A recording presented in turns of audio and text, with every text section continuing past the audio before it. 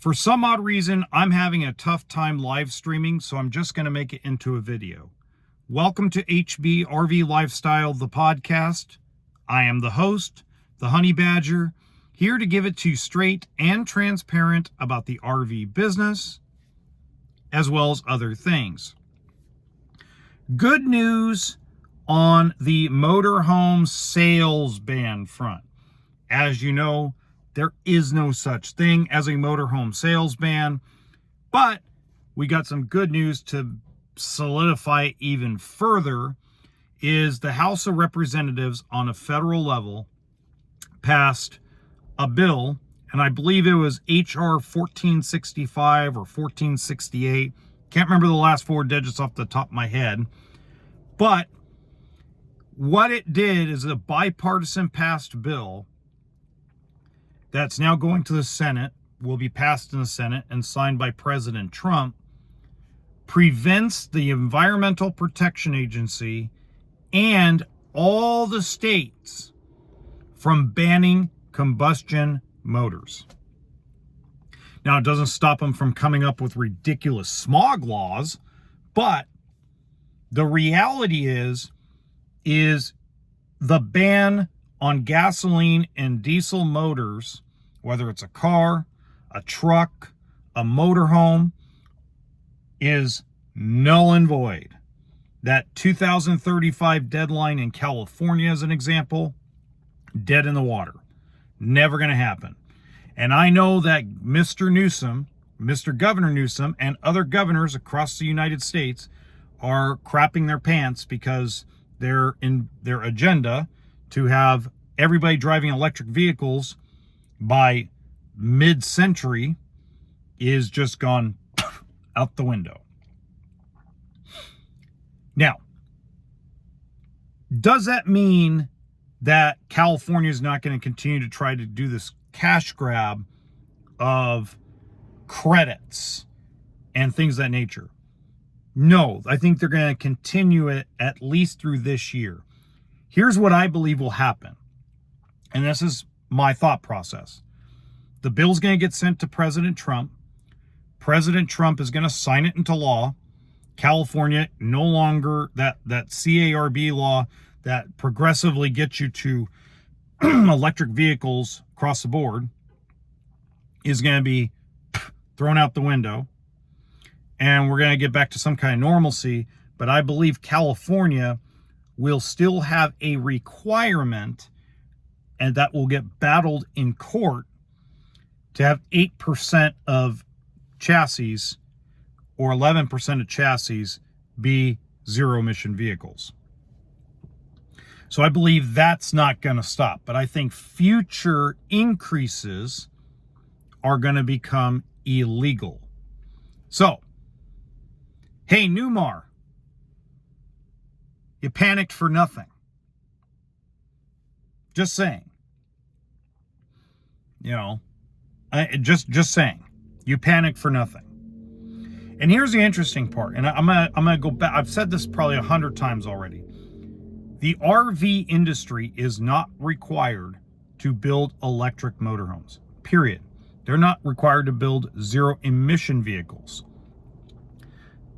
The chassis company is the one that's enforced on this. And, by the way, the motorhome manufacturers can pitch in and buy the credits necessary to build the combustion motors. So it's not a ban. It's a cash grab. That's really what it is, because California's losing money left and right. Okay. The other thing I really want to cover today, I'm sorry, I'm chewing on something. Help me with my gums been a little numb lately. The other thing I really want to cover today, and I'm going to make this quick and short. I'm sorry, I got to make it quick and short. I'm doing laundry. Is we are at an impasse when it comes to how shows are doing. Okay. So I got a call from some of my guys back east, and they've given me some really good news and some bad news. So the bad news is the Tampa Bay show has been a complete disappointment when it comes to attendance. Okay, it is nowhere near what they were expecting over the first weekend. However, as I predicted earlier, they're actually getting better quality customers walking into the show. What I mean is you have better credit, people without trades, people have maybe they're upside down their trades, but now they have the cash to put down to get out of their trade. You're having a lot of people that are recognizing at the Florida show, at the Tampa Bay show, that the difference between 2024s and 25s is not worth the extra money. So they're buying 2024s. They're helping dealerships basically clear out the lots of 24s. There's been some good trades, good deals, and they think that at least the three guys I talked to think that this year they will sell more in total and get them over the curb and done than they did last year. And that's saying something, because last year was a complete disaster. I think they only pushed out 45% of what they wrote. This year, they think they're going to get closer to 80, 85% of what they wrote. So good for you guys, the consumers that are recognizing that this is your last opportunity before prices go up. Congratulations if you've bought at the Tampa Bay show. Congratulations if you bought prior to the Tampa Bay show. Now, guys, when I'm talking about a disappointment in attendance, it still was a packed house, but it wasn't what their expectations were. They were expecting an increase of 25 to 30% attendance because of Trump going into office. Deregulation, all that fun jazz. It's not even close to that. From what I'm understanding, and again, the final numbers will come probably closer to the end of the year, but according to what I've been told, it looks like it's actually going to be down from last year as far as attendance. But that's not necessarily a bad thing. If I've got guys that are desk managers and finance managers in Florida telling me that the quality of the deals coming in, the quality of the customer that's walking into the show has increased dramatically, it doesn't matter to the dealers what the total attendance is. It matters to the showrunners. It matters to the RV media giants. It matters to people that run the show and make money on the show, because if it's down and they announce it's down, dealers may not want to pay to go in that much. If it slowly goes down attendance-wise, there's no need for a show, right? But a lot of people again, the quality of the buyers has increased. I think, and again, I said this earlier last week.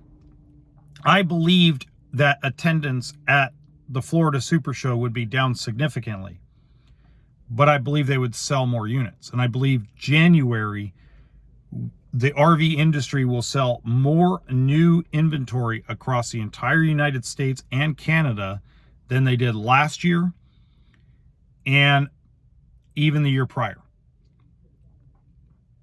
So it's good stuff, because it means products are moving. As product moves, it means that the manufacturers can somewhat get back to normalcy, which means quality will go up. I know you guys don't understand that. I know most people still don't understand that. They think I'm smoking something when I say that. But when production goes down, quality goes to hell. It's a fact of life. It's unfortunate, but it's a fact of life. Okay? I will be at the Pleasanton RV show January 24th through February 2nd. I'll be there every single day. And I'm going to do a couple master classes here and there. I'm going to post it on Instagram and on X. All the information I'm going to do, I'm going to post on Instagram and X. Make sure you follow me on there. Otherwise, you're going to miss out on some information. Okay? Lastly, we need to talk about TikTok making a comeback. A lot of misinformation out there about Facebook buying TikTok. It didn't happen. When you shut down, and I was trying to explain this, but when you shut down a big engine in a battleship, in an airplane, I'm not talking about smaller planes. I'm talking about like massive, massive engines, okay? It's easy to shut it down. It's really hard to restart it without glitches and problems. That's why you have warm-up periods and things of that nature, right? So now TikTok's back to normal. But everybody, oh, Zuckerberg bought it, rah, rah, rah. Facebook did not buy it. China will never sell TikTok. So we have 90 more days. And in 90 days, unless the lawmakers change their mind, we got 90 more days of TikTok. Kind of good for me because I get to make a little more money. All right, guys. Until next time, remember RV stands for toolkit and sense of humor.